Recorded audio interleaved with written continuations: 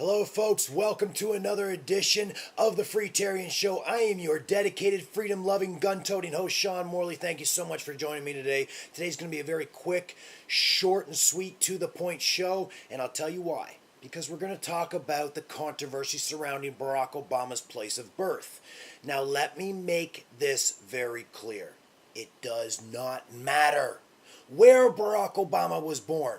Barack Obama's in power. Government is growing. If John McCain was in power, government would grow. The real issue is banding together as American citizens and forcing the government to reduce its size drastically. That means cutting programs drastically, cutting governmental offices such as the IRS, the FDA, and cutting them drastically, if not eliminating them, would even be better. That is the issue that should really matter. Drastically reducing the size of government is what matters. And Barack Obama's place of birth has absolutely no effect in how fast government is going to grow. That said, let's get into the tabloid novelty of where Mr. Barack Obama was born, because that's what everybody seems to be interested in. First of all, there is a lot of evidence pointing towards Barack Obama actually being born in Kenya, first and foremost, and we all know grandmothers to be very honest, a lot more honest than politicians would be. Barack Obama's own grandmother, I believe her name's Sarah Obama, this is a direct quote from Sarah Obama. This is on the internet. It's all over YouTube. There are a few different documentaries which have interviewed Sarah Obama, and she's made this statement numerous times. So here's one of the direct quotes, directly from Sarah Obama's mouth. I was in the delivery room in Mombasa, Kenya, when he was born August 4th, 1961. That is Barack Obama's paternal grandmother making that statement. So that is evidence number one. Number two, obviously, would be the non-release of the original long-form birth certificate. The birth certificate that actually has the place of birth in terms of the hospital, the actual doctor's signature, which are two of the most important ingredients to a long-form birth certificate, among many others. The short form certificate of live birth, which has been presented to the public as supposedly evidence that he was born in Hawaii, is absolutely no evidence at all. It's very easy to get, and there are many different issues in regards to how that document was created. Some people say it was a forgery. Whether it is or not is neither here nor there. But there are a few different aspects of the certificate of live birth I would like to point out. According to Hawaiian law at the time, which allowed people to register for this non-hospital short-form certificate without a doctor's signature up to 1 year from the date of the child's birth.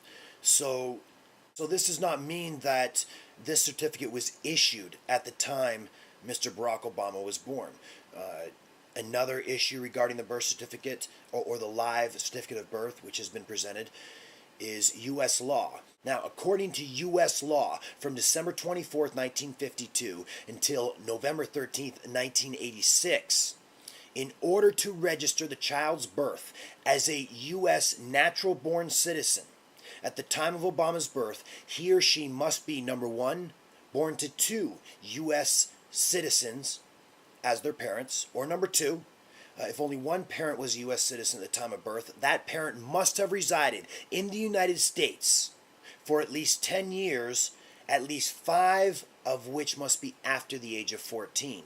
Because Barack Obama's father was not a U.S. citizen, and Obama's mother was only 18 at the time of his birth, she failed to meet the legal requirements for U.S. residency for at least 5 years after the age of 14. And that is another issue regarding this live certificate of birth.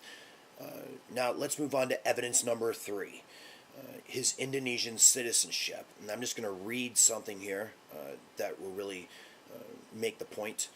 Only Indonesian citizens could attend Indonesian schools at the time Barack Obama attended the Indonesian school, where he was registered as Barry Satoro. His citizenship was listed as Indonesian, his religion as Islam, and his father, Lolo Satoro, was an MA at the time. There was no dual citizenship at the time. If he was adopted by his Indonesian stepfather, he would have had to forfeit his U.S. citizenship that he may have had. Just as when an American adopts a child from another country and brings that child to America, they forego their foreign citizenship and they become American. Barack Obama would have had to have been Indonesian in order to attend those schools. There's also the issue of one of Barack Obama's first orders of business as president was to sign an executive order, and the number on that executive order is eluding me at this time. You can find it for yourself, though. It's on my Facebook page. His first order of business was an executive order that would effectively lock down his long-form birth certificate and any other items pertaining to his place of birth. Now, why would a president lock that down? It just doesn't make any sense. So, to continue on with the tabloid story of Barack Obama's place of birth, you have mainstream media and the hacks holding up the live certificate of birth as evidence that Barack Obama was born in Hawaii. The issue is no longer an issue. They'll sit there and they'll throw all that, but they totally ignore the facts that this live certificate of birth can be presented to many people who were born in other countries and came to Hawaii at a young age. So really, that live certificate of birth, that short form, is no evidence at all. Needless to say, like I said before, there are those that still contend that live certificate of birth is a forgery. That's neither here nor there. So we have the hacks trying to put the issue to rest. We have the people that are American citizens looking at fact and logic here and saying, hey, some things just don't measure up.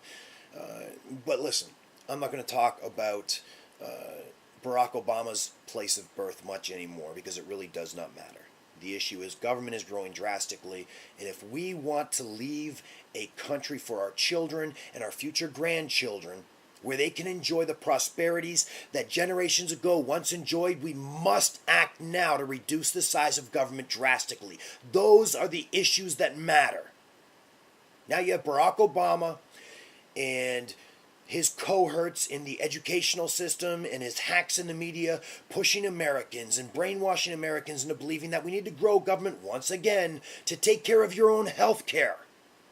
Folks, government must be drastically reduced. Government is getting way too big. These are the issues that matter. Now, you want to continue to focus on Barack Obama's place of birth, go ahead. And if you find that he was born in Kenya, stick it to him, because anytime you can stick it to a politician, that's a good time. Until next time, I'm Sean Morley. Thank you for joining me on the Freetarian Show.